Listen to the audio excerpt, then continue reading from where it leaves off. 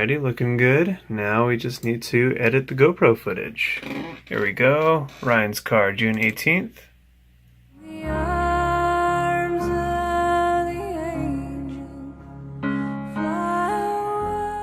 Well, that sucks, but that's not going to stop this review, so here we go. That silver angry looking beast was Ryan's Camaro, aka Sushifed on Instagram. That is, in fact, a 2016 2.0 turbo Camaro RS. His performance modifications include a ZZP catted downpipe, a catback exhaust with quad tips, and an in-gen cold air intake. And that epic sound you guys heard in the beginning, that is what happens when you combine the strictly LTG blow-off valve and the in-gen cold air intake. Now, despite all that and the crazy looks, this is actually the stock ECU. There is no tune on this car yet. And to top it off, this is actually the 8-speed auto, which is why I'm even talking about another 2.0 in the first place. This was my very first time driving an 8-speed automatic 2.0 turbo Camaro. The very first thing I noticed when driving this 8-speed automatic was just the ease of use and just how available that power is. But that's not a Chevy 8-speed thing, that's just an automatic thing in general. I've gathered a lot of thoughts over these last 2 years about manual versus auto, so that's going to get its own video pretty soon. So just in the context of the Camaro now, the 8-speed automatic is fantastic for convenience and ease of use, but there are some downsides. For one, I know this is kind of beating a dead horse because everyone already knows this, but the transmission responsiveness on this 8-speed is quite terrible. Now, I haven't timed this myself or anything, but I would venture to say that from the time you pull a shift, an upshift or downshift with the paddle, it's over 1 Mississippi. It's probably over 1 second that it takes for the engine to actually respond and pull off the downshift or upshift.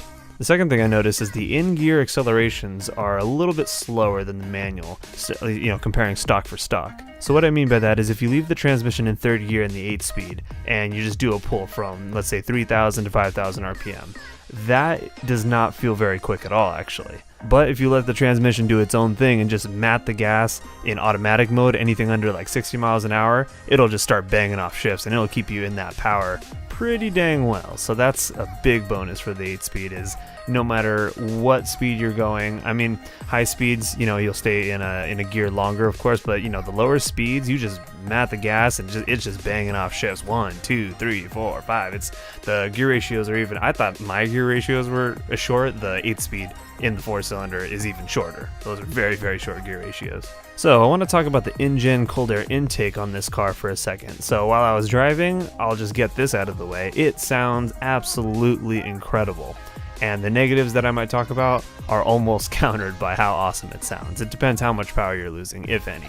But yeah, that's the fact of the matter is I'm not convinced that you're gaining any power, let alone even keeping your power with the exposed cone setup like in this car and how many people like to set it up, because it does sound very, very good when set up like that without the airbox on it. So pretty much it's just up to the individual whether they want to risk losing power for, an awesome sound.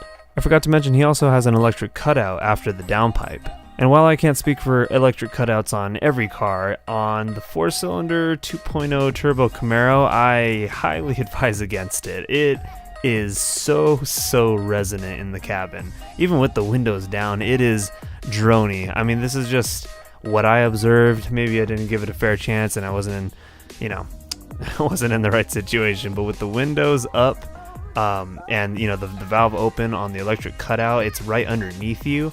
It gives you none of the awesome sounds you would get from a nice exhaust. It just seems like it just gives you nothing but drone, and just the loudest drone I've heard in a car, really. It was quite loud. Not trying to pick on the sound, because there's a lot of awesome sounds coming from this car, but who knows, maybe it was the catted downpipe, but just the resonance that it gave off was just not good.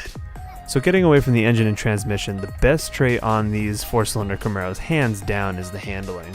The turn-in and the handling of his car, obviously, this feels identical to mine. It was like at home driving around the canyons in his car, and it is just absolutely incredible. Still to this day, I mean, I know I haven't driven a bunch of supercars or anything, but it is just leaps and bounds over any other car I've driven as far as handling and predictability. Whatever skill level of driver you are, this car will take that and make you drive even better. As far as the handling and what this can do on a track, the 6th gen Camaro is an overpowered video game character in car form. It's like picking Zeus in PlayStation All-Stars, if anyone gets that outdated reference. So to sum up my thoughts on the Sushifed Camaro, handling, obviously, fantastic. The car is actually faster than I expected given the stock ECU. The 8 gears really make this thing rip at lower speeds. And obviously I don't have to tell you that this exterior is absolutely insane. I mean, with the dive planes, the splitter, the wicker bill, the quad exhaust, the diffuser, the matte black hood, just, I can't even name everything. There's so much on the exterior. It's just completely badass, and I give this guy so much props for, I mean, he tricked me.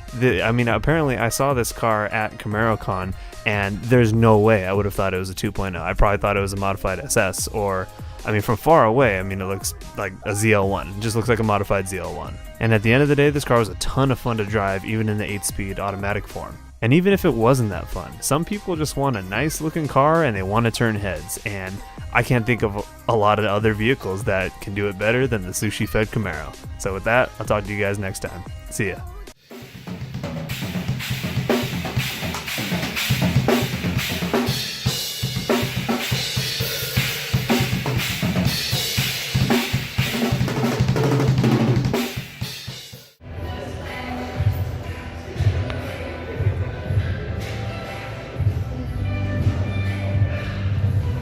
Dude.